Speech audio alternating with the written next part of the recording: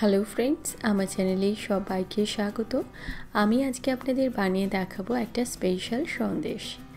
এই সন্দেশটা আপনারা খুব সহজে বাড়িতে তৈরি করে নিতে পারবেন, আর যেটা খেলে আপনাদের মন প্রাণ ভরে যাবে। তো চলুন দেখিয়ে দিই কী করে এটা বানাতে হবে। এই সন্দেশটা তৈরি করার জন্য আমি এখানে 1 লিটার দুধের ছানা রেখেছি।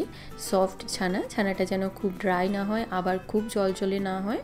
তো ফুল ফ্যাট দুধের ছানা রেখেছি। এর মধ্যে আমি দিয়ে দিচ্ছি 1/2 কাপ মতন চিনি, দিয়ে এই ছানাটার সঙ্গে চিনিটাকে খুব ভালো করে মথে নেব। দেখুন এরকম সফট হয়ে গেছে। এবারে একটা কড়ার মধ্যে 1 কাপ দুধ দিয়ে দিলাম। এর মধ্যে আমি এবারে সেই মিহি করে নেওয়া ছানাটাকে দিয়ে দেব। দিয়ে এটাকে খুব ভালো করে দুধের সঙ্গে মিশিয়ে এরকমভাবে রান্না করব।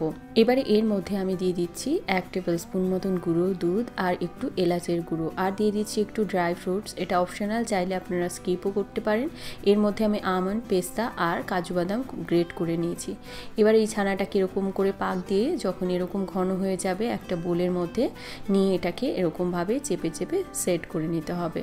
কি করে সফট পারফেক্ট ছানা তৈরি করতে হয় যদি জানতে চান, আমি তার আগে বহুবার দেখিয়েছি, তবু আমি ডেসক্রিপশন বক্সে আপনাদেরকে ওই মিষ্টির রেসিপির লিঙ্কগুলো দিয়ে দেবো, ওটা দেখে নেবেন। আমি এটা নর্মাল ফ্রিজে 2-3 ঘন্টা রেখে দিয়েছিলাম।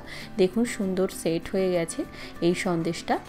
এবারে আমি এই সন্দেশটাকে সুন্দর করে কেটে নেব, যেরকম আপনারা করে সাইজ করে কাটতে চান। আমি এটাকে আজকে লম্বা করেই কেটে নেব।